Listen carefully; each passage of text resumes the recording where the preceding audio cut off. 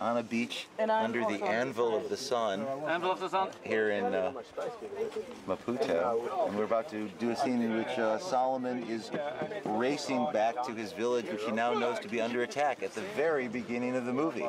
We are in a little quad tracking vehicle that the ingenious South African grips have devised so as to have several cameras at once and still be able to be on this lovely beach. I think we should just offset ourselves to car width. Me and Jamin were running, but it was very hectic because we did it 2 times, I think. We did it 2 times, it was very hectic. Jamin feels like he wasn't a gladiator. I'm dying, but yeah, I'm just a kid, so it was fun, but it's very tiring. Speed on both cameras and action on the vehicle. Go, Jamin, go. Slow down, Jamin, slow down. Slow down.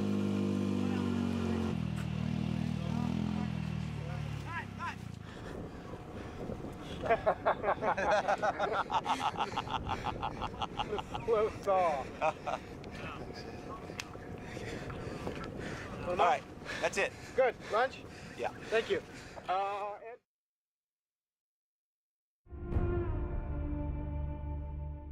The diamond mine itself was a sizable and problematic sort of area at certain times of the construction, and my role was to sort of try and negotiate with our environmental officer the sort of necessity and the sort of importance of what we're trying to create as a visual look. Even down to cutting a blade of grass, there's an environmental impact. We did a huge ecological survey, an environmental impact survey, to make sure that what we proposed to do, which was digging the mines and digging the pits and putting the buildings there, was not going to affect the flora and the fauna.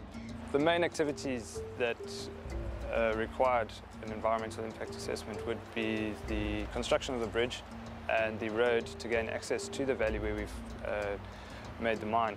This is one of our bigger palms. It's a 12-meter coconut. We're having to plant them in bitumen cloth to firstly contain the soil so we don't alter the alkalinity in the soil. And also to keep any seeds inside so that we don't introduce new plants to the region. We're now hand assembling this road surface in order to drag it over onto this road in order to get that stone on it in order to get to the set.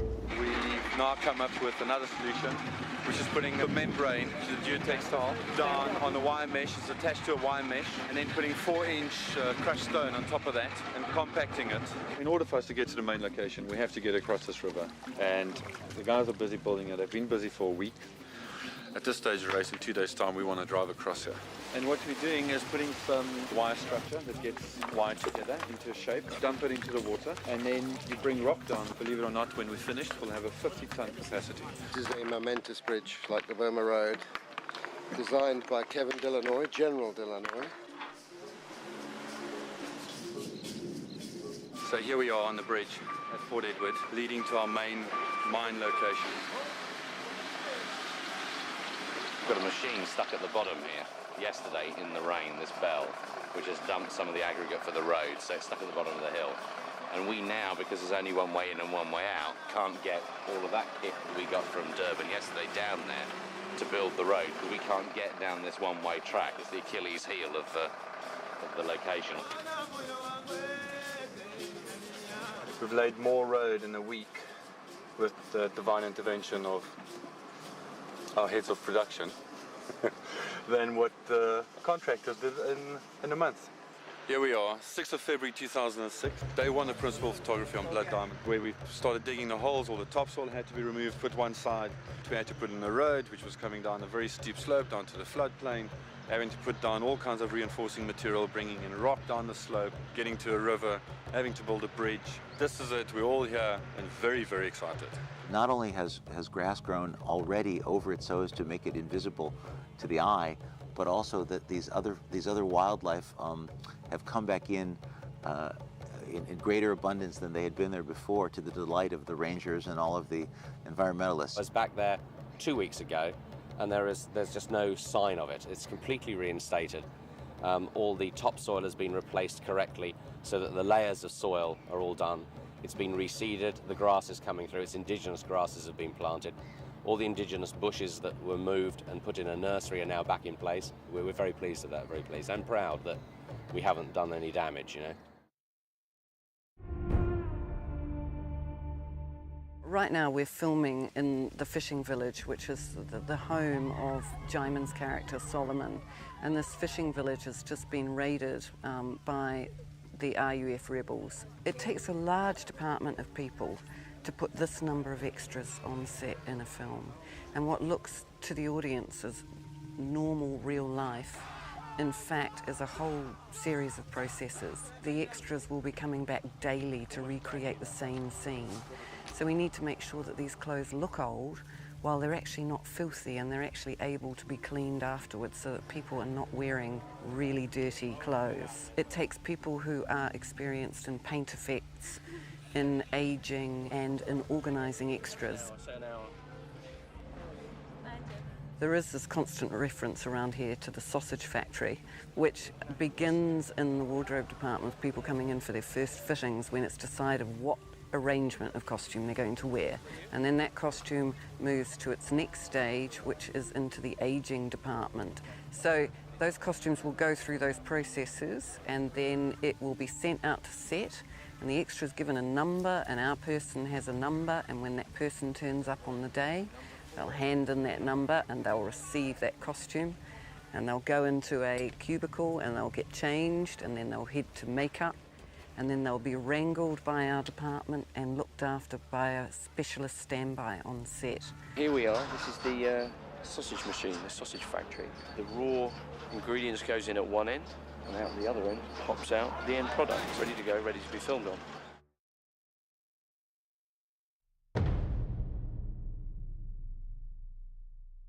Right, so it's 10 to 7 in the morning. We're at the Serenity Estate, South Africa. The company this morning had a 5 o'clock leave Maputo, and we crossed the Mozambican border and the South African border, immigration and customs, and all the trucks as well. And today we're basing out of this field.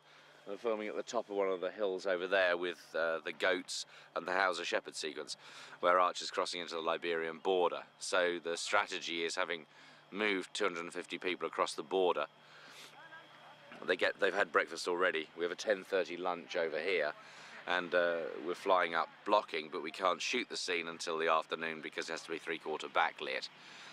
So we'll block it all out this morning, rehearse with the goats, have it all set, 10:30 breakfast, 11:30 helicopter shuttles to the top of the hill, shoot, and then we bring them down in darkness. So right now, this is pretty, but by the time we're shooting, I think that's going to be prettier. Yeah.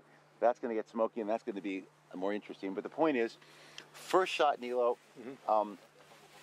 Archer coming up over the rise. There's a rise over there, or down over there there's a rise. There's him coming up toward us. We'll back a little bit up the hill, and we'll just have the Jeeps come bounding into shot, left to right.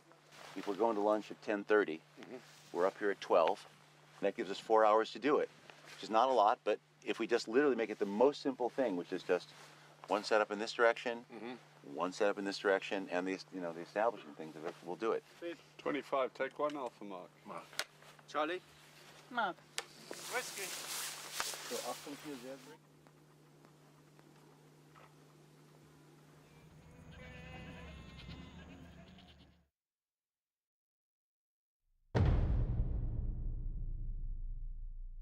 We flew up and down the coastal area of southern Africa, pretty much from Mozambique all the way to Port St. John's. And we needed something that was coastal because of a very particular climatic zone that exists only within a narrow range. We wanted to try to approximate the jungles of Sierra Leone. We looked in Jamaica and Haiti, but there is in fact a vibrant film community in South Africa. And what really sealed the deal was not only finding this very remarkable little microclimate, but also this gorge, where we realized that on this very large tract of privately held land, that they would allow us to invent not just one set, but in fact several, so that for 7 weeks of filming, we've essentially had one of the world's largest back lots. We've had many different swaths of jungle, we've had roads, we've had a big open plains area so as to be Guinea and the refugee camp, a place where many Sierra Leoneans ended up, and we've had this river and this gorge where the movie begins and where the movie ends. It's always preferable to be able to do as much as you can in one place, and suddenly to discover that within just a couple kilometers of itself you could find this many different locations, and the housing and the infrastructure to support it, Port Edward became one of the central locations.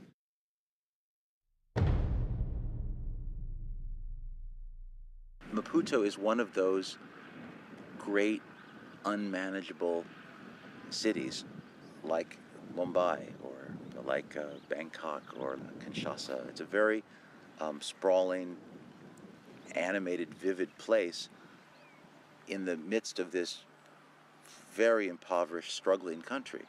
You'll get something for that. It will stand in for another place that was a little bit smaller, but certainly with that same kind of,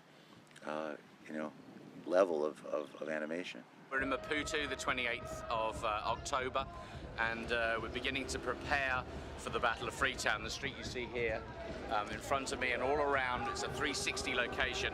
We're in the process of identifying all the shop owners, all the people on the street, through the mayor's office to coordinate closing off this section of town, which, as you can hear, is right near the mosque. So we're talking to the Muslim community as well to assist us in this process. And this process will be ongoing right the way through the end of this year, 2005, in preparation for our filming 2006. And what is crucial on a project such as this is that the community supports us. You know, they're hosting us, we are the guests, and it's very important in terms of the protocols and the way we set this up, that we're not just coming in and taking over, we're being welcomed and then taking over in order to shoot the photography that we require.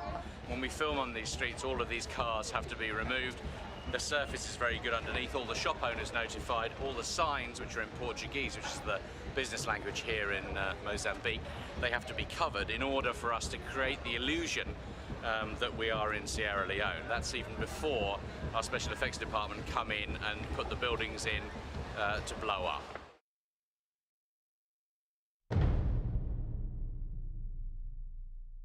So it's Friday morning, Freetown, Sierra Leone, and this is really what we're here to film and to show the world is what's really happening as a legacy of the war in Freetown, and the destitution and the poverty that really, unless we come here and film it, which is why we're here, it'll never be seen. It'll kind of be brushed under the carpet and ignored, and some of this will now be in the film because we've come here and been helped by the authorities and by Sonorous to take us into these areas and the chief, and this is really what it's about. Okay, this is tricky, trying to get these shots without everybody reacting to us, so I'm going really quick.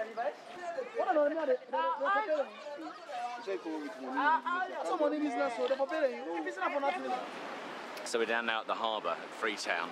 The commercial harbour's behind us, and we're establishing now a nice establishment of Freetown, showing the people living by the water and the fact that it's by the sea. This is what we never got when we shot in Maputo, because it's a commercial port and we never had this frontage. So this will be dropped in at some point, if Ed requires it, for the establishing of the people living by the sea and the fact that Freetown is in fact a harbour. The sequence in the film where Archer catches a taxi and moves around town using the taxi, we shot some in Maputo as Sierra Leone. What we're covering here is just picking a random taxi for one of the big establishing shots so we can show the jungle in the background, which we never had in Maputo. And then we'll cut this in, if it works, implying Archer is in that taxi. So we've got real Freetown, real Sierra Leone in the film.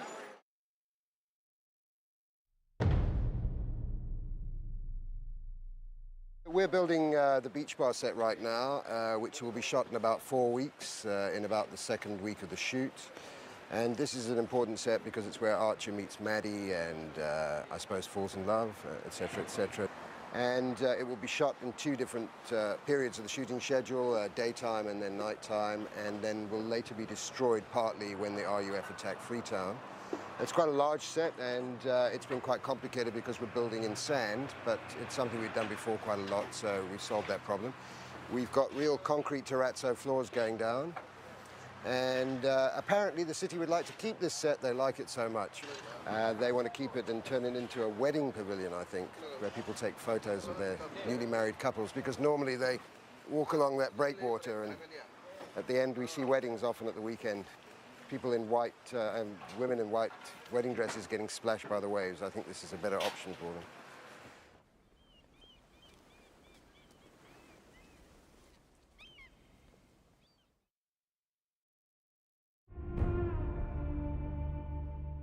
What happens to a boy who is forced to kill people, who's taught to hate his family in some way, that's the destruction of a human soul.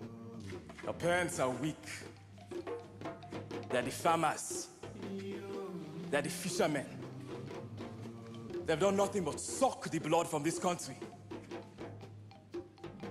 But you are the heroes who will save this nation. You are not children anymore. You are men. What is in this scene is very, very real. Worse than that happening in Sierra Leone. This is where they are drugged, you know, they're injected with all sort of things just to make them become really wild. And, you know, psychologically they play with their thinking process and get them to believe that they have no more parents, no more loved ones. They are the ones that they're supposed to rely on. And, you know, seeing this being shot here, just kind of bring the memory back. It's tough. It's really, really disturbing for me. The government was very, very careful about how we treated those children. We've had teachers on set explaining the history of Sierra Leone, explaining what the Civil War was, so that these children do not misconstrue or misinterpret such acts of vandalism and violence, that it's explained within the context of history, particularly for the young minds, obviously very impressionable. So here we are, you know, portraying something. I'm talking to 12-year-old boys about that. You know, a bunch of adults are contriving to try to imitate something, yet what we're imitating is a very real and very scary thing, you know, in society.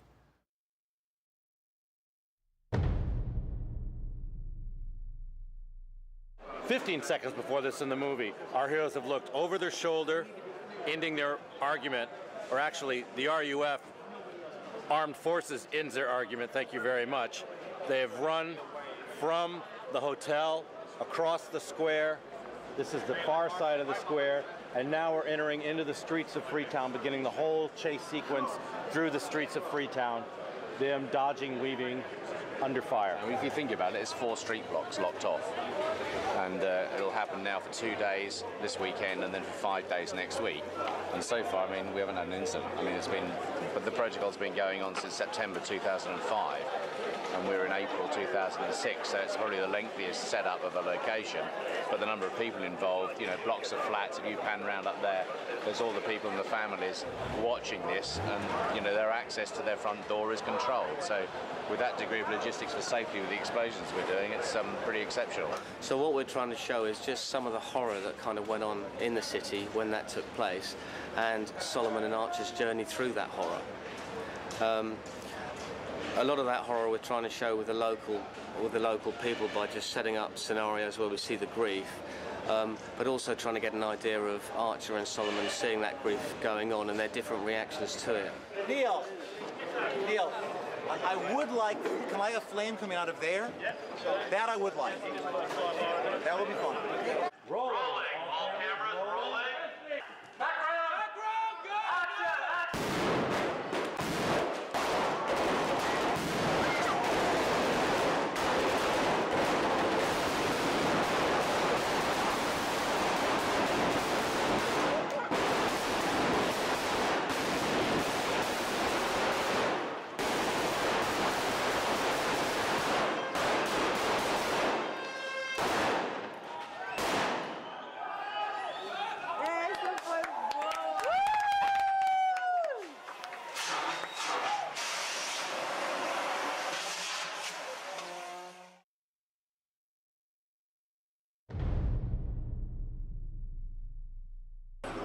Aftermath shot now, going up high, looking right the way down the street.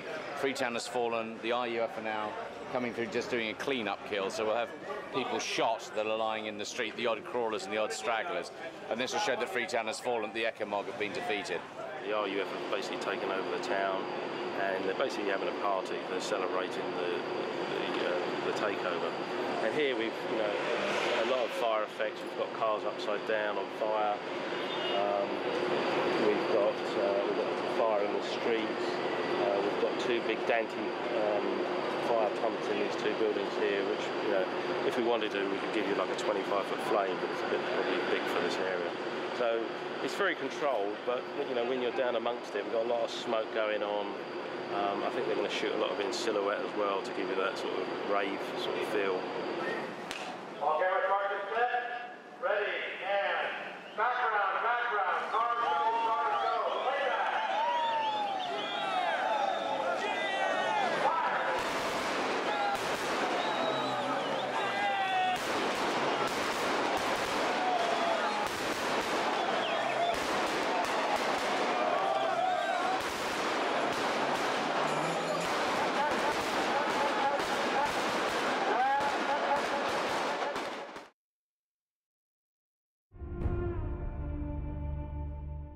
I think what was very clear as we went from place to place, first of all, is how graciously we were welcomed. What does he say? Everyone's okay. Everyone's okay. We're very happy to visit.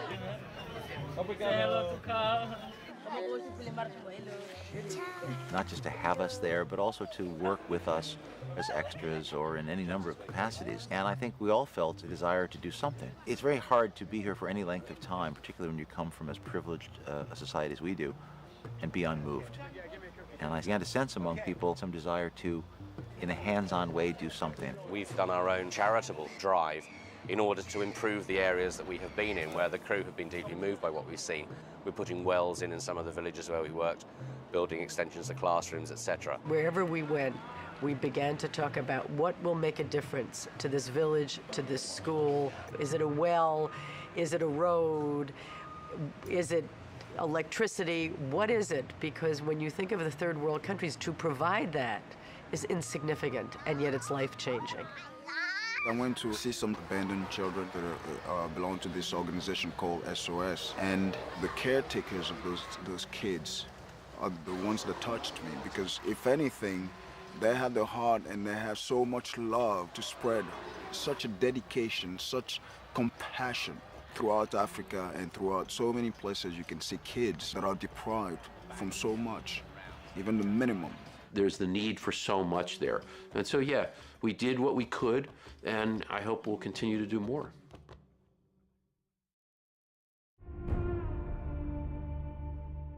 Assuming this is start just in sequence here, that they just sort of download. When we did the first fitting with Leo, we just went through a massive amount of looks, and then we narrowed it right down.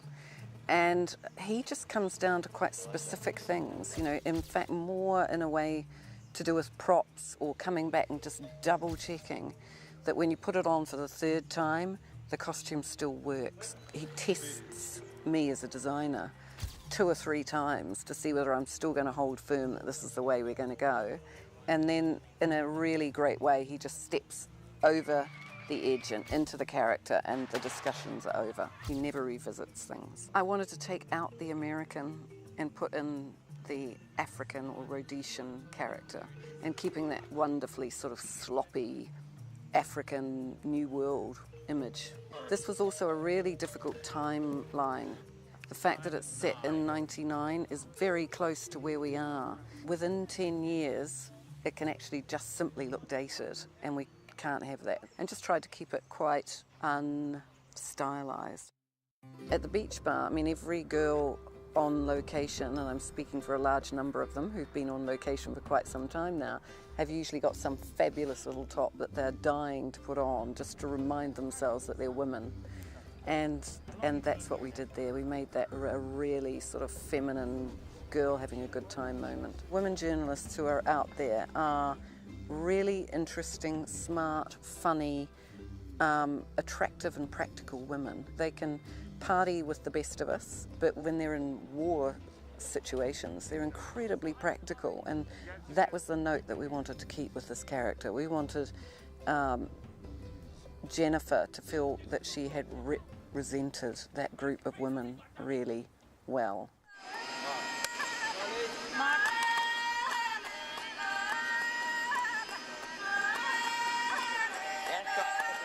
Well, one of the difficult things about a character like Jaimin is virtually no wardrobe changes. It is always a really difficult thing when you read a script and you realise that the character is going to appear in one outfit at the beginning of the movie, and then about 1/10 of the way into the film they're going to change, and there it is. You're stretching out this costume right through to the end of the film. In many ways, the story was dictating completely what the costume was going to be. I mean, he had to be in a hotel uniform. I didn't want to make it a particularly noisy or flamboyant hotel uniform. I needed something that I knew I could break down in age and keep interesting, I suppose, in one form or another, right down to the last moment in the film.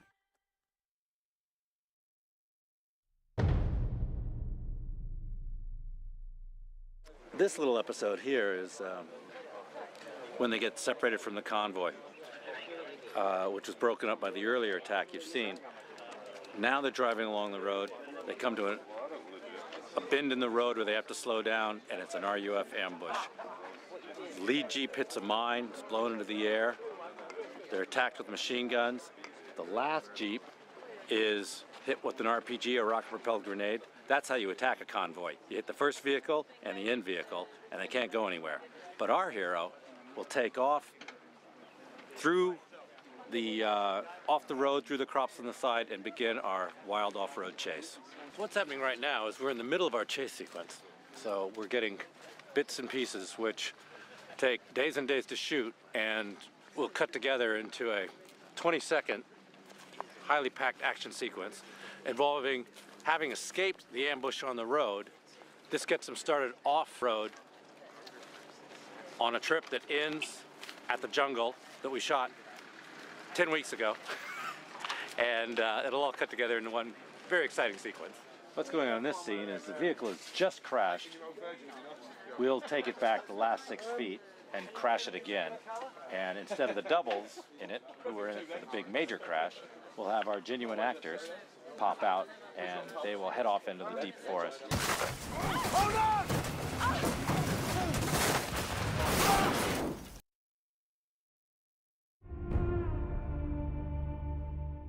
It was just wickedly hot. On your feet all day, hiking, running through the jungle, jumping in and out of cars was a bit rough and tumble, but I really like that sort of thing. Every morning, the guys would come on the set to describe what bug they'd seen in the room the night before. It's been very tiring. We're in difficult locations. We've all lived in fear of malaria and tick bites and sunburn and just the relentless nature of third world environments. I don't know, I've got bites and infestations all over me. Everybody's getting tick bites, everybody's getting mosquito bites, everybody's getting all kinds of bites. Every morning was like, okay, what was in your room last night? Was it a lizard? Was a lizard in your bed? Was a lizard in your... Was there a snake in your room? He likes each other. He's your friend. Look, he desperately wants to get to you. Look, give him a hand. Come on. They say no battle plan survives contact with the enemy, and that's certainly true when you try to make a movie. I get pretty romantic, I think, when I talk about what movie crews really are and what they're capable of. The grips, the whole crew, really. To see them day in and day out trying to make this work and trying to make this feasible, to me it was mind-blowing. This particular crew, with the journeys that we've done, the logistics that we've had to do, the conditions under which we've had to work, all the time we were in the jungle. There was no movement of vehicles. Everything was hand carried in and hand carried out on a daily basis in the rain as we were fighting the elements all the time. The thing is that so much preparation goes into making a movie. I think Ed must have made 4 or 5 trips to Africa before he even went over for pre-production. It is a completely different environment than anything I've ever experienced in my entire life. I don't think that we could have at all had the authenticity that I think is put up on screen without all of us being here, meeting the real people.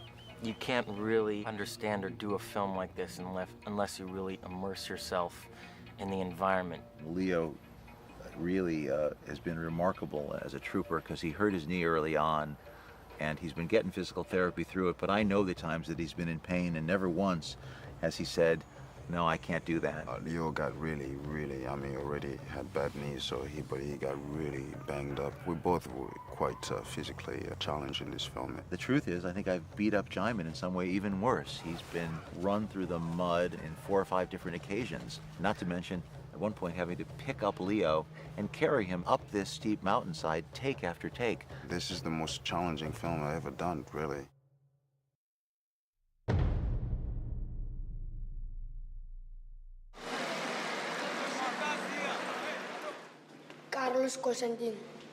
Manuel Justin. So we're in Maputo, Mozambique, approximately 3 months ahead of shooting.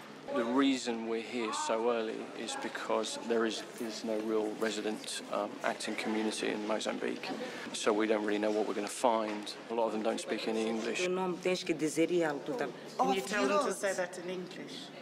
Because the director needs to know that we could say the dialogue from here. So we can work on their English, work on their acting in time between now and when we actually start shooting here. This is day 2 of we'll end up doing maybe 10 days worth of casting. This particular casting is for specific parts. The RUF child militia, villager parts, people in the beach bar.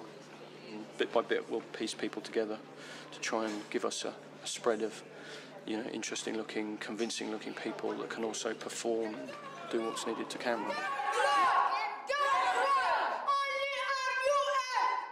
Only RUF on the road. Yes. Only RUF on the road. Well, only RUF. Son.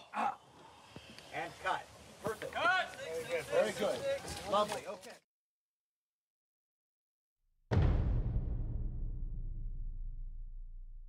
This film's set in about 1999. It's in Sierra Leone. The type of weapons that you would have had in that area are a lot of Kalashnikovs, a hell of a lot of Kalashnikovs.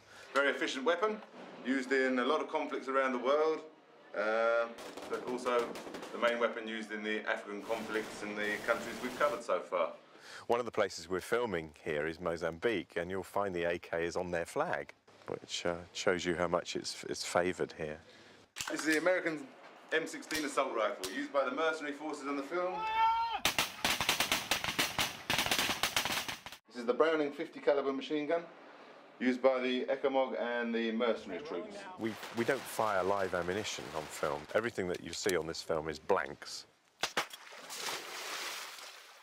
These are 50 caliber, that's half-inch BMG round machine gun rounds, and these specific ones are manufactured for us by Swanson in the States, specifically as movie blanks. Very, very powerful blank. Leo has been great fun. He really likes to be involved with the whole weapon thing, likes to know his weapons. He was taken off into the bush around here, and we all went and hid in certain areas, and he had to walk up through us, and we ambushed him. We did give him a weapon, and please don't let him know this, we gave him a weapon that jammed on him, so that he would learn how to clear jams. And he has kind of remarked on this a few times, that the first gun that he had wasn't very good, but the reason was we wanted him to be able to manage, clear a jam, get down, do a magazine change. And that's worked well, because now we're on the set and we're filming. When we want him to do a magazine change, or if his gun does jam, he knows how to clear it.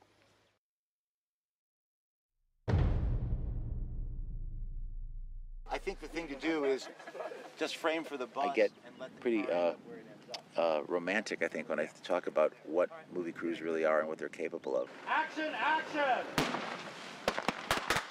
When you make a movie of some scale in some remote place, it becomes a magnet for people from all over the world. The way this crew's been put together and the way Ed and I have gone about selecting crew to do this is, it's also in relation to the film, the style of the film, how we want to shoot the film, and making sure that the people who are coming to work in the environment and the conditions that we're working in are going to give of their best in that. We have these remarkably talented people all together, each individually talented at the top of their fields, standing out there in the worst conditions, all in pursuit of something very ineffable, in this case, some story. It was an amazing group of people, and really everybody was there because they wanted to be. This was not an easy shoot. This was not, oh my God, this is going to be fun. It was hard. They tend to deal with it with this very common, rough, good humor. Film crews are, in my experience, about the funniest group of people that I've ever been around. I'm trying to count languages the other day on the crew, and I was up in the 20s. It was English, French, German. Thank you. Good. Danke. Das war ich hiermit. We have, I think at the last count, representatives of 11 countries on this set in technical grades. There's obviously a core South African crew here. It was one of the reasons why South Africa was chosen, because of the quality of the film crews down here.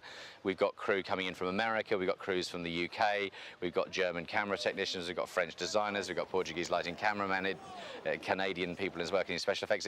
It's from all over the world. There were people from Czechoslovakia, Australia. Everyone's come together to make it work, and the number of setups and the speed at which stuff is being executed, complex special effects sequences like we've been shooting here for the attack on the diamond mine, has come together faster than most thought possible. It's not just the film business that's become an international business, or this movie that you make for the world, but the world is making it. And that's a pretty thrilling thing to realize over time, that you actually have connections and affiliations and friendships with people from literally all over the world. My name is Brandon Pretorius. I'm the environmental officer for the movie Blood Diamond. I'm here to ensure compliance with environmental legislation during the production of the movie. This area where we're shooting these particular scenes is one of 35 biodiversity hotspots in the world. We have baboons, vervet monkeys, fish eagles, all the snakes and reptiles that are usually associated with the area. Before any activity can take place, the government requires an impact assessment and then an environmental management plan, or EMP, which is a document that guides the production as to certain activities, the way in which they can do them or carry them out. To fill the mine pits, we had to get permission to abstract water from the river. This water obviously has not been treated before, so we had to treat it, and we've got a whole reticulation system around the whole mine set where chemicals get added to it. We're not using normal chlorine, we're using vegetable extracts, which is then possible to just return back to the environment without having any chemical traces. So basically, I've got to look after the baboons, the monkeys, and make sure that the crew don't catch too many fish, and that when they completed the whole project, that everything gets restored to its original state.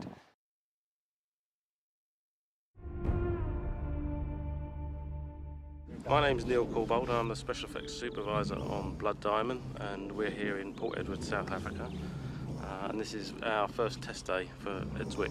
We do these tests to show the director just so that he knows what he's getting on the day and there's no surprises for him, and also it shows him that they're safe. These are a few of the tests that we're going to be shooting a bit later. We have 4 rows of bullet hits. As they run down, we're going to have these bullet hits going off either side of them. And then we've got a grenade hit here, which is a smaller version of this. And then we've got 2 water hits in here. 3, 2, 1.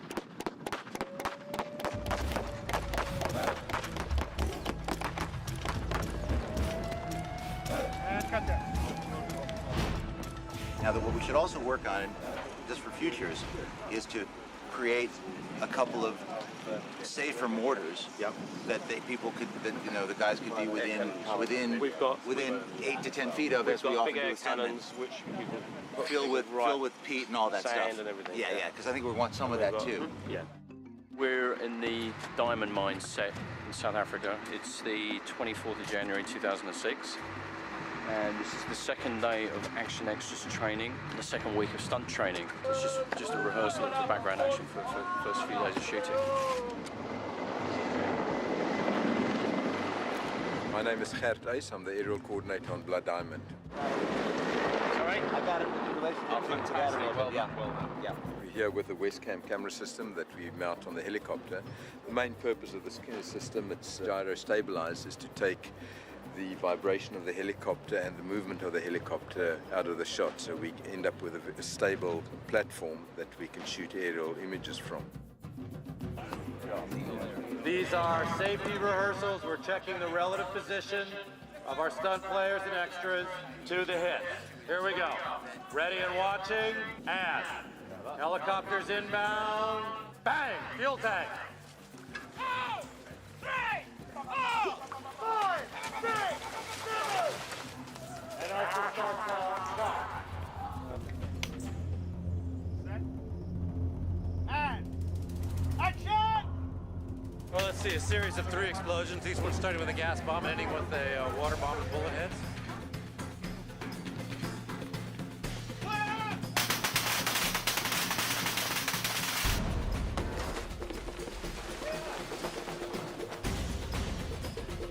This is the 5-camera setup. We've got tremendous coverage in this area here. We've done 3 major takes, 2 with the helicopters and a 3rd with inserts. We've done a lot of coverage on principal cast when we start planning this May last year, so it's nearly a year in the planning.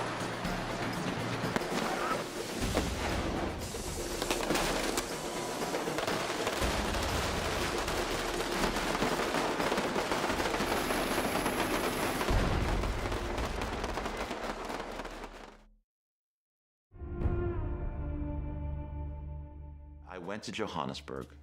I met hundreds of kids, and some of these kids were just remarkable.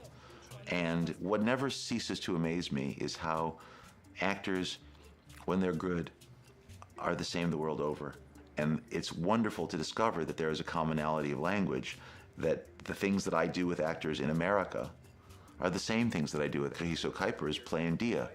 You connect to this child, you are honest with them, you spend time, you get to know each other, and there's a trust that's developed. And at the end of it, you can ask them to go places and do things they may have never done before, but their willingness to go there is absolute because they trust you. I auditioned first time. Call back, I auditioned second time. And then on my third time, we were doing some work together where Ed made me cry. Because, you know, when you're a soldier, they pick on you, you know? Like, you must be tough, tough, tough. And a child like Dia is not that tough because he's still a child. He doesn't want to be a soldier. He wants to be something big, you know? He wants to follow his dreams. But he can't follow his dreams because of these people are stopping him from following his dreams, you know? So Ed became the person that's stopping me from following my dream. I got very angry and I was in character because Ed was pushing me around. It was very nice and I thank Ed for that because it helped me a lot while I'm in my audition. Shoot her right now. Right now, or I shoot you. That's it.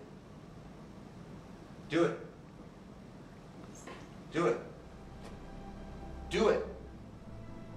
Don't look at me. Shoot her. Do it. Okay, forget it. I'll kill you. Right now. Right now.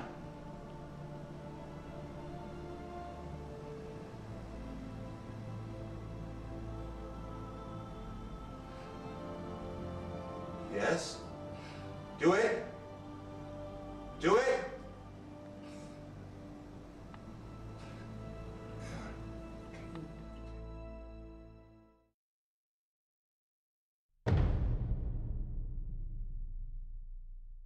So it's Monday the 12th of June and it's the last day of principal photography. London, taxi cabs, and this is it. So 6 days over schedule. And we're just cruising through at the end. Glorious weather. Everyone in a really good mood, and hopefully we'll complete principal photography at the end of today. So that's it really. What more can you say? We've done 5 countries by the time this film is seen on the screen. We'll have shot Mozambique, we'll have shot South Africa, Sierra Leone, India, Belgium, and the United Kingdom. We'll have gone around the world about 4 times, moved 600 or 700 tons of equipment through different continents, and moved 300 or 400 people through different continents. It's been a road trip. A lot of work done, a lot of hours. It was efficient. Director got what he wanted, working in adverse circumstances, and it's been a very successful crew. Credit to everyone involved. The last day of filming, always the best. Big Ben in the background, and a Bentley. More British you couldn't want for. That's the end of that. Thank you. It's a wrap. This is the movie Martini, which is to say the last shot shooting that day. But the movie Martini is the last shot of the movie, and that's what we're doing right now. Nilo? Thank you, Jarman. Call it. Okay. Thank you all very much. That completes principal photography in the Warner Brothers motion picture, Blood Diamond. Also known as a wrap on the last day. Thank you all very much.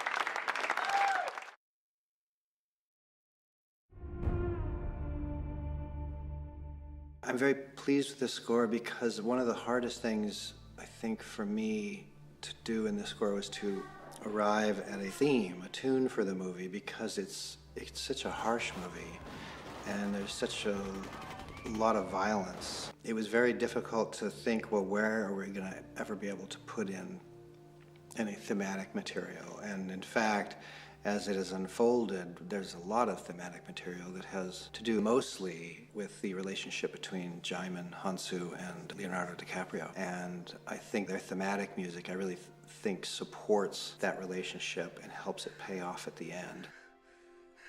You take your boy home, huh? You take him home, huh? Ed and I, when we first spoke about the music for the film, we knew a couple of things. We didn't want to do a big bombastic orchestral score. The choral element was one that I also wanted to have be understated. This African children's choir was something that I wrote for early on in the movie, before I knew they even existed. hoping that we'd be able to come up with one, and sure enough, there's a great one here in England, and we're working with them today.